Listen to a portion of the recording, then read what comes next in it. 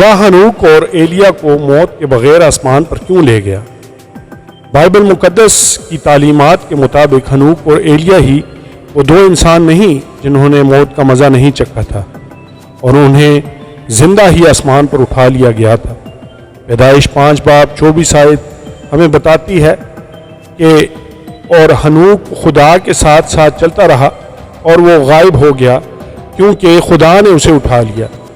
اسی طرح 2 سلاطین 2:11 آیت بھی ہمیں بتاتی ہے کہ اور وہ آگے چلتے اور باتیں کرتے جاتے تھے کہ دیکھو ایک آتشی رتھ اور آتشی گھوڑوں نے ان دونوں کو خدا کو جدا کر دیا اور ایلیا بگولے میں آسمان پر چلا گیا۔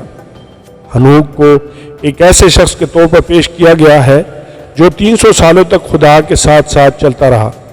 پیدائش 5:23 آیت ایلیا پرانے عہد نامے میں بیان کردہ خدا کے سبھی نبیوں سے زیادہ طاقتور نظر آتا ہے۔ ایلیا کے دوبارہ آنے کے بارے میں نبوتیں بھی موجود ہیں۔ ملاکی 4:5-6 آیات۔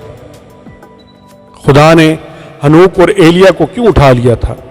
بائبل خصوصی طور پر اس سوال کا جواب نہیں دیتی کیونکہ لوگ آسرائی کرتے ہیں کہ غالباً خدا نے انہیں آخر زمانہ میں ایک خاص کردار ادا کرنے کی تیاری کے لیے اٹھا لیا ہے، اور ممکنہ طور پر مکاشفہ 11:3-12 آیات میں ظاہر ہونے والے دو گواہ ہنوک اور ایلیا ہی ہیں۔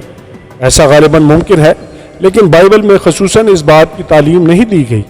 یہ بھی ہو سکتا ہے کہ خدا ہنوک اور ایلیا کے ایمان کی بنیاد پر اور اس کی تابعداری کرنے کی وجہ سے انہیں موت کا مزہ چکھنے سے بچانا چاہتا ہو۔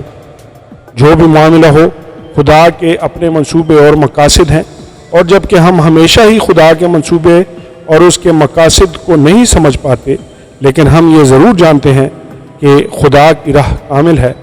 18 زبور 30 آیت۔ آمین اور آمین۔